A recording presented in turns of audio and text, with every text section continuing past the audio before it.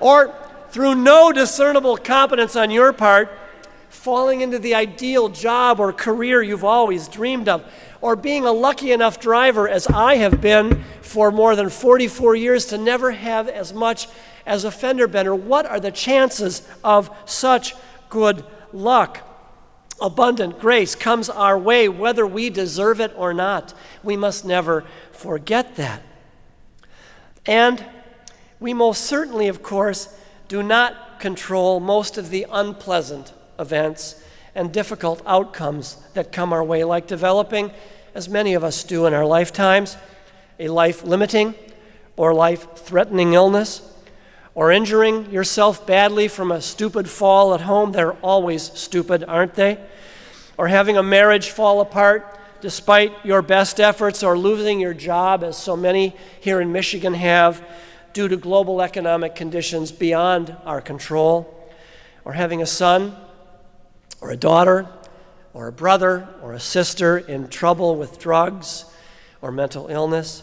No matter how careful or competent or clever we are in our lives, no matter how diligently we try to follow all the good rules, we cannot control the misfortunes that come our way. And any guru who tells you that you wish or intend everything that happens to you, what in you wanted to develop that cancer, any guru who tells you you're in charge, show him or her the spiritual door.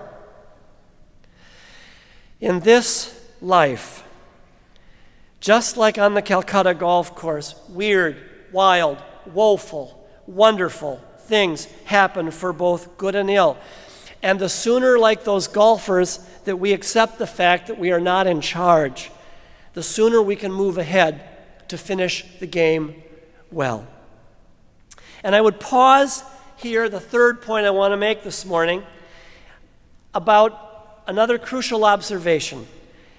I think that we human beings are far better at paying attention and cataloging in our psyches all the misfortunes and unpleasantnesses and unfairnesses that come our way than we are at noticing or taking into our hearts for safekeeping all the many amazing graces and blessings that come our way unbidden.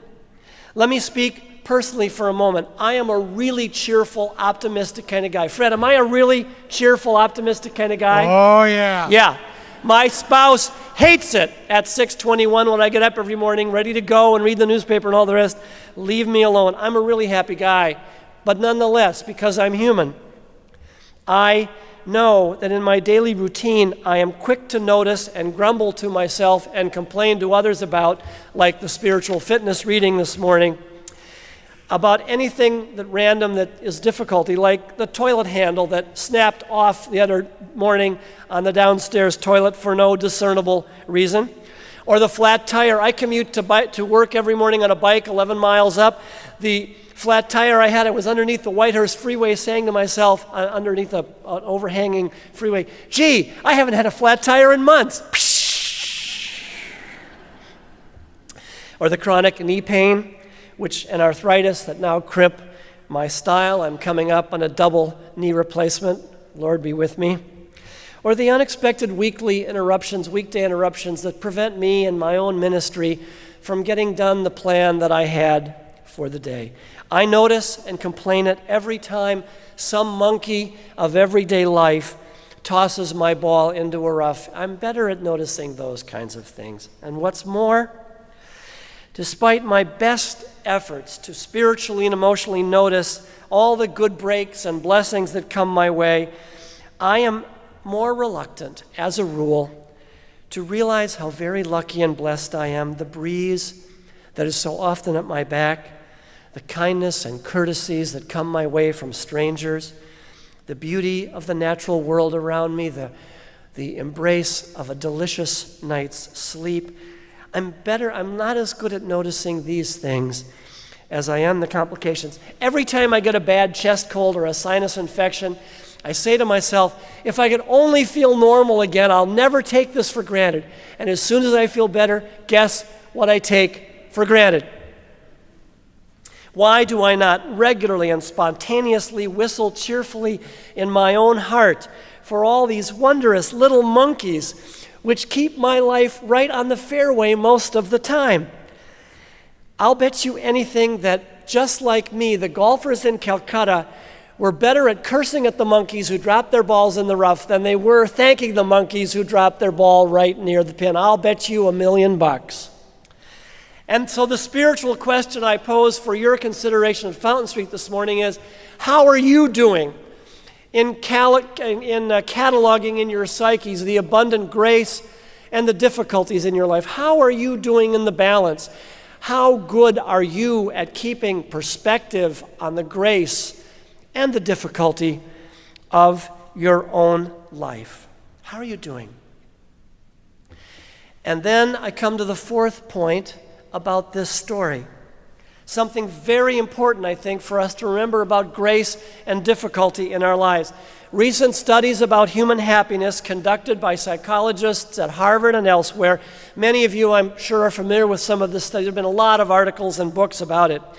Conclude, and now I'm going to put this in the context of my monkey story, that whether as human beings our ball is dropped deep in the rough or put right next to the pin, we human beings, these studies of happiness indicate, consistently overestimate how happy or unhappy these respective twists of fate will make us. In his wonderful book, Stumbling on Happiness, Dr. Daniel Gilbert of Harvard writes, and now I quote him at a little length, "What we have been seeing in my research over and over and over again is that people have an inability to predict what will make them happy or unhappy. Few of us," he writes, "can accurately gauge how we're going to feel tomorrow or in a week or in 3 months. And this is true for better or for worse. The truth is," he goes on, "bad things don't affect us as much as we expect them to. And this is true of good things too. The good isn't as good, and the bad isn't as bad," he writes, "as we think it is going to be.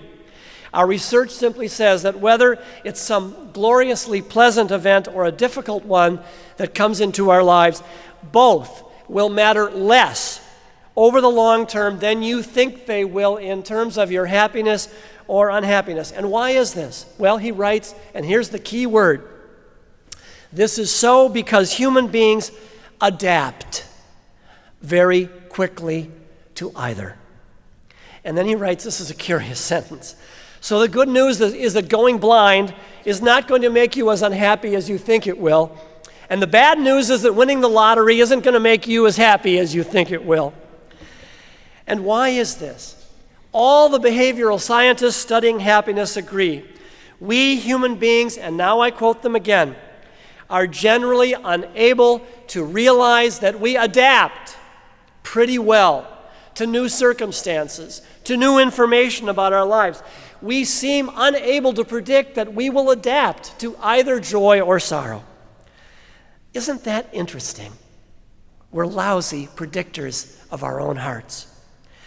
And thus I arrive at what for me is the crucial spiritual and emotional point of this golfing with monkeys story, and that is the supreme value, spiritual value, of an adaptable heart. As one Unitarian Universalist minister, I am passionately persuaded that spiritual success and survival over the course of our lives is dependent on our willingness to adapt to unforeseen realities, both good and bad, positive and negative. We have to, if you will, write new rules into our hearts when things unbidden happen to us. One little example, if I might.